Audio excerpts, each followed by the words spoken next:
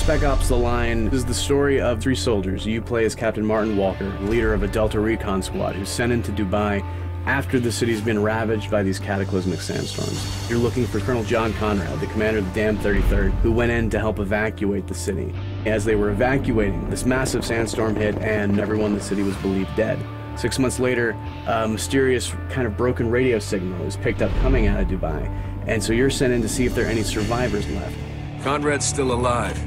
I think he is. I know he'd agree with me.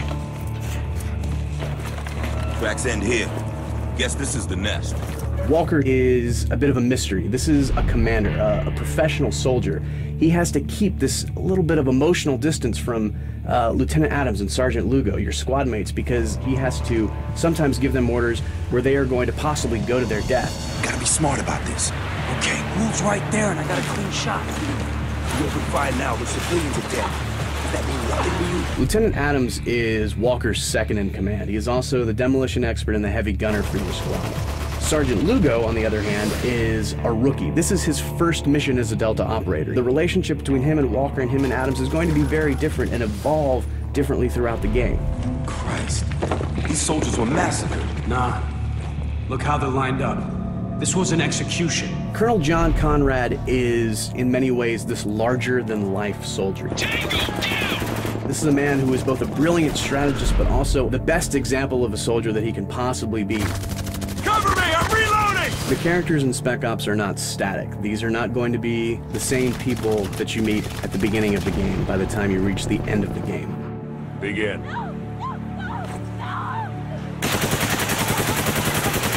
What happens to them and what happens to you is similar to what has happened to Dubai. The sandstorm has stripped away everything that they thought they were to who they really are. We're gonna keep at this until you tell me what I want to know. The moral choices in Spec Ops are different from what players have come to expect out of a video game. They are not between A or good, B or bad. These choices are about holding a mirror up to yourself.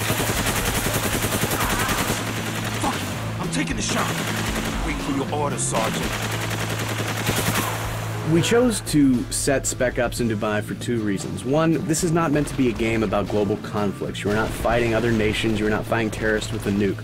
So we didn't want people to be thinking about any conflicts that are currently happening or maybe have happened in the recent past. RPG, second floor! Also, Dubai is a metaphor in a lot of ways for what the player and the characters are experiencing. This is a city where there should not have been a city, but men with money and power just came in and said, I'm going to build whatever I want. And then the sandstorms came, the desert retook it, and nature said, no, just because you want to do this does not mean it can happen, does not mean it should happen. The CIA doesn't start where it can't finish. Well, now's the time to prove it, because I'm not telling you shit. No! What the hell?